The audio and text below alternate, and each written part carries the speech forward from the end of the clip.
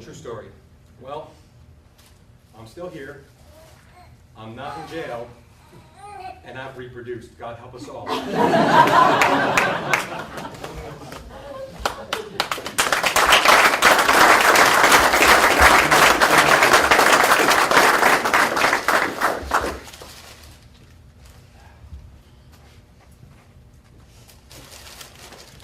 So I'll just give it to you real quick. I didn't want a retirement ceremony.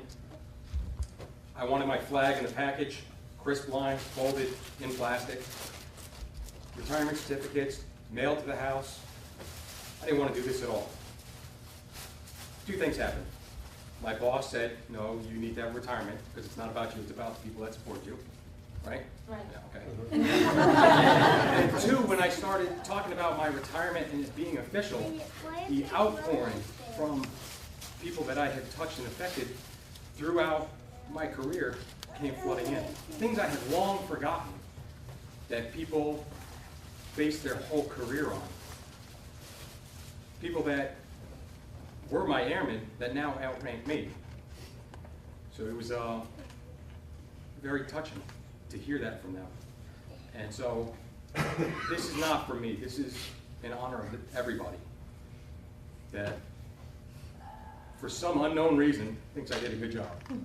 I didn't think I did anything special. I just was me. So with that, I wrote a few words. And I'll have to read from the podium so I don't forget. So I did 18 and a half years of service. However, today is actually the 20-year mark of the day that I stepped off a bus at Training Center, Cape May, New Jersey. About 6 o'clock tonight, well, 6 o'clock East Coast time, is when I physically entered the military. 1 minute. 1 minute. About there. Give it on that minute. Just kidding. Moment of silence.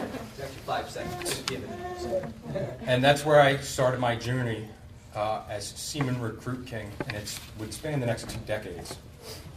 In my earliest years in the military, I had what would be the first of many experiences that would irrevocably change my philosophies and mold my leadership style. I made one mistake. Excuse me. I made one mistake. One night in San Juan, Puerto Rico, I had one incident that'd be normal and repeated many times for most 18-year-old college students, but it earned me a captain's mast, Article 15. I was no longer a Seaman E3. I could just continue doing things the way I wanted to do them without thinking or understanding what the consequences would be. The consequences of my action would be severe, and I would be held more accountable now that I was part of the military. I've seen that throughout my career. I've seen those in the infancy of their military life who can't comprehend that their present actions are unsustainable throughout their career.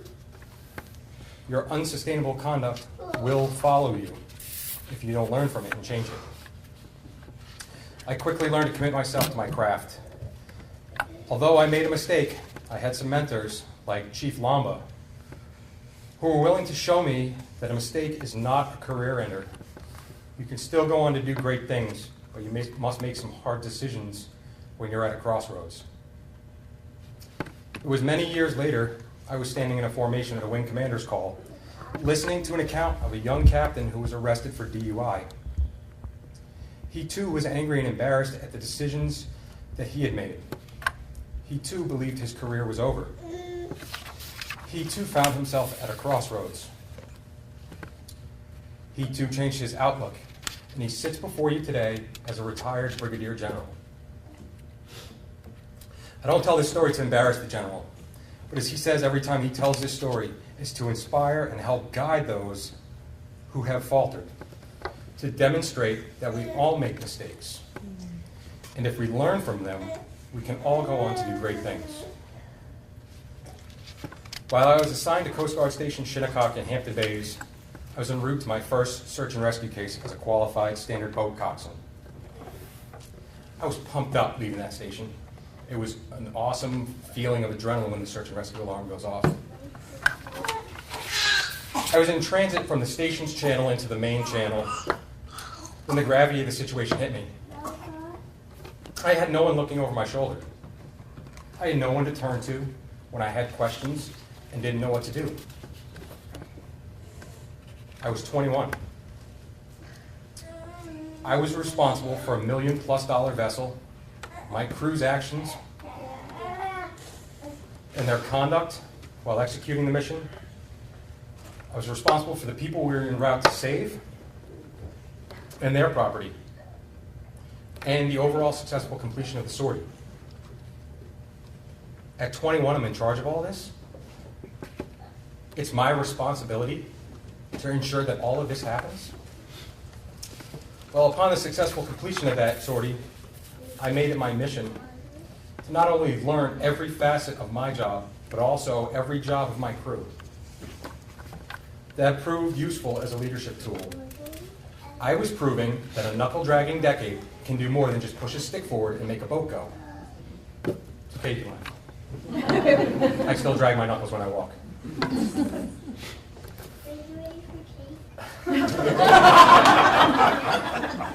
Almost August. It runs in King family, honey. We're long-winded. I gained the respect of and inspired my crew to elevate their knowledge. Soon most were cross-trained. Non-rated crewmen were qualifying as engineers. Non-rated engineers were qualifying as crewmen. And some engineers were qualifying as coxswains. We made a game out of it. While we'd be out on patrol, we would play a game called Stump the Chump by asking the most obscure questions about our job that we can think of. Like, how many threads are on that bolt? The dividends paid off, though. Stant team inspectors would ask questions, and we'd be steaming mad because they just couldn't beat us. They would ask the most ridiculous things, and we had the answer for them. We were only able to accomplish these feats because our leadership provided us with an environment and an opportunity to do so. How many times have you seen someone that is so salty that deer chase them? Hold on, don't answer that. Let me rephrase that into Air Force speak. Do any of you ladies and gentlemen know any subject matter experts? I've experienced time and time again those who are in charge by possessing a higher rank but totally dismiss the respect of their subordinates as an important leadership attribute. If you truly want to be an effective leader, leave your ego at the door. There is always something that you don't know, or a better way to do something. Or as I used to say, the rank doesn't define the man defines the rank. While deployed to Kirkuk, Iraq, with the 106 security forces, I had some other epiphanies. First, those that tell you it's okay because it's a dry heat fail to realize that so is a pizza oven, but I'm not jumping in there. And second, the decisions that you make to earn promotions are not always the best decisions for the welfare of those that you're charged to lead.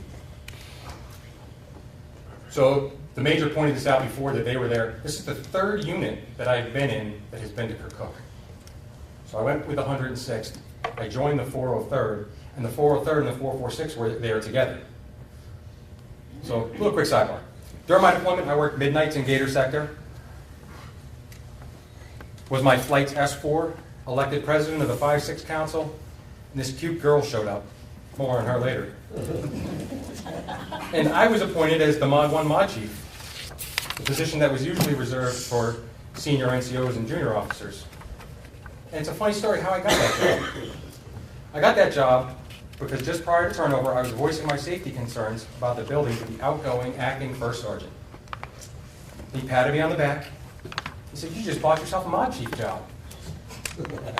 Well, my team leader, Master Sergeant Jimmy D'Agostino, said to him, "Are you sure you want to do that?" He goes, "Once I take him off the leash, he can't be put back on."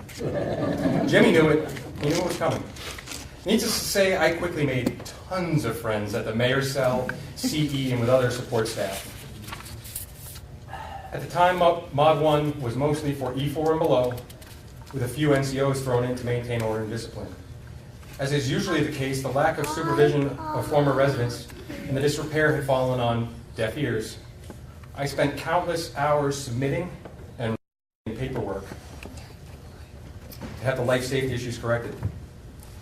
It got to the point that I'd open the door to the mayor's cell and everybody would have to take a coffee break or go to the bathroom or need a smoke. There was never anybody in the office to help me. So I found myself at the wing safety office, camera in hand, and the master sergeant that was helping me asked me to show the photos and videos to this dude in PT gear. And in the video, there was raw sewage backing up. So I did. I showed the video to him. Oops, that dude in PT gear was the wing commander, and I had no idea. Needless to say, things got done el rapido from there. The morale of the guys living in the mod went off the charts. It's amazing what happens when you're not tripping and falling through the floor, having the showers back up around your ankles, and having hot water, and there isn't sewage spilling out of the toilets and bubbling up outside your door. A lot of people, frankly, were pissed off at me because they felt that I had caused them extra work. In reality, I just asked them to do their job. The easy decision would have been to focus on food, sleep, that cute girl. I, however, chose the more difficult and treacherous road that is less traveled, called the right path. And in 2008, I made a decision that would change my life forever. I moved from New York to Mississippi. Remember that cute girl? If you've never been to Mississippi, let me explain to you how my interview went with my new unit. I arrived for my interview, and the questions were like, "Y'all ain't from around here, is you?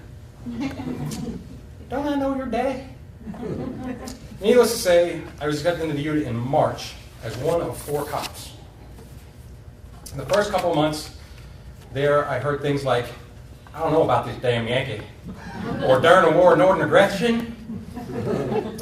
Seems I must have done something right because I was step promoted in November of that year and started what would be a 3-year tour of active duty at Keesler.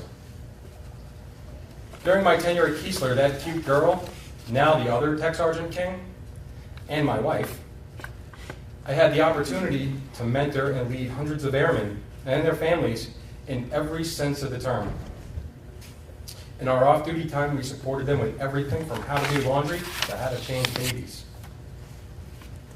And I couldn't have done any of this without my awesome wife. That was her shameless plug when she was editing my speech, by the way.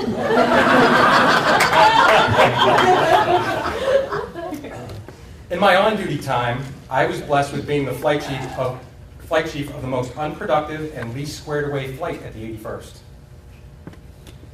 Through many hours of training and exercise, I was able to instill in these airmen what they were lacking: confidence.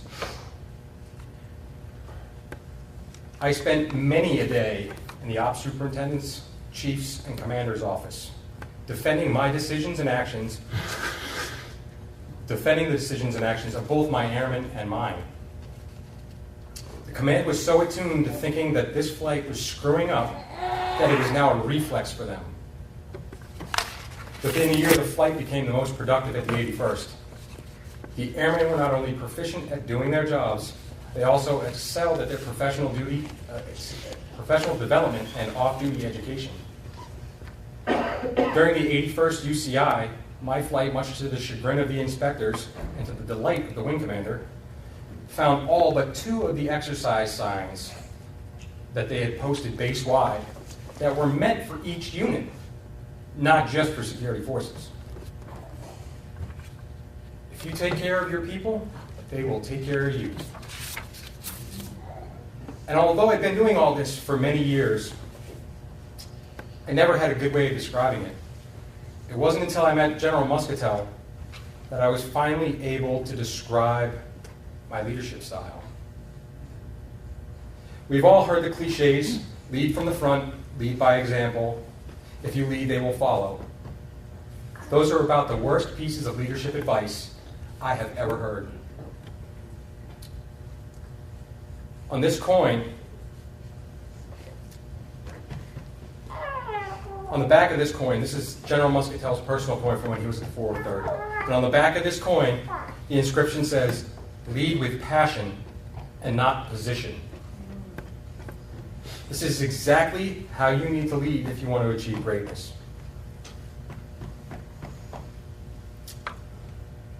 And finally, just to reiterate, I couldn't have achieved any of this without my awesome wife. Another chance. So, although I didn't meet my retirement goal of rank, I feel completely blessed to have met all of these people, and for so many years later, for them to remember me and tell me what an important time it was for them while we served together. So that's why we're here today. Not for me, I'm just another guy that wears a suit that looks kind of like yours. So I appreciate the ceremony, and I appreciate everybody coming out. Thank you very much.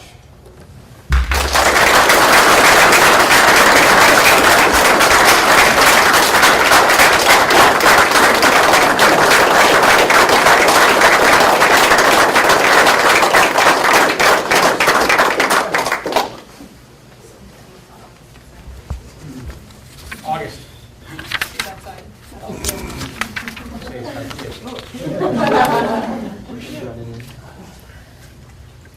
On behalf of the retiree and his family, I would like to thank everyone for attending and helping make this a memorable event. This concludes the official ceremony. Ladies and gentlemen, we ask that you stand for the departure of the official party and the playing of our Air Force song. And after the Air Force song, please join retired Technical Sergeant Dwayne King for a receiving line and refreshments. We can play the song, but we're staying here. We want the cake. Good to see you with the cake, sir.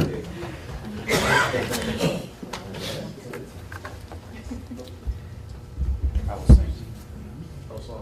Off we go into the wild blue yonder, climbing high into the sun. Here they come, zooming to meet our thunder. Our boys, give her the guns, give her the guns! Down we dive, spouting our frames from under. Off with one hell of a roar.